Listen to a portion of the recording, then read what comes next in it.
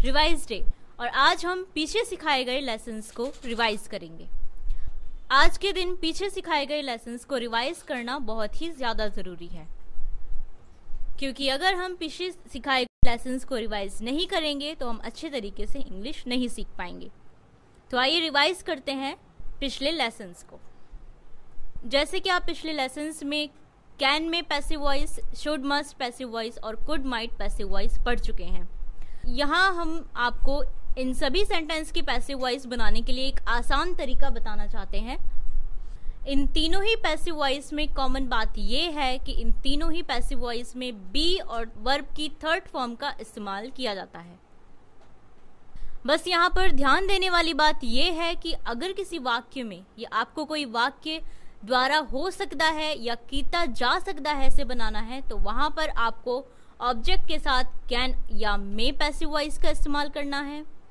और अगर कोई वाक्य कीता जाना चाहिदा है और द्वारा होना चाहिदा है से बनाना है, या किसी वाक्य में कीता जाना चाहिदा है या द्वारा होना चाहिदा है आता है, तो उस वाक्य में आपको ऑब्जेक्ट के साथ शुड या मस्ट पैसिव वॉइस का इस्तेमाल करना है।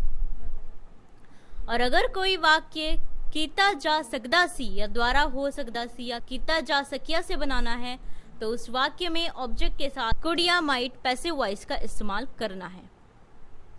तो अब आप रिवाइज कर चुके हैं कि कैन या मे पैसिव वॉइस, शुड या मस्ट पैसिव वॉइस और कुड या माइट पैसिव वॉइस को किस तरीके से बनाना है। अब आपको इन सेंटेंस की अच्छे तरीके से प्रैक्टिस भी करनी है, और इन सेंटेंस की प्रैक्टिस के लिए हम आपको एक एक्सरसाइज दे रहे हैं। इस एक्सरसाइज के सभी सेंटेंस को आपको अच्छे तरीके से बनाना है, और जब आपको लगे कि आप इस एक्सरसाइज को अच्छे तरीके से बना चुके हैं, तो आपको इस सीडी के अंत में दी गई आंसर्स के साथ अपने एक्सरसाइज के आंसर्स को मैच करना है।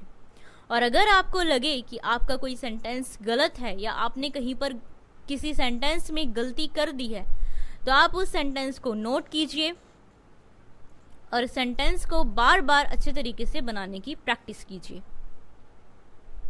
और इसके साथ साथ आपको पिछले सभी लेसन्स की भी प्रैक्टिस करनी है।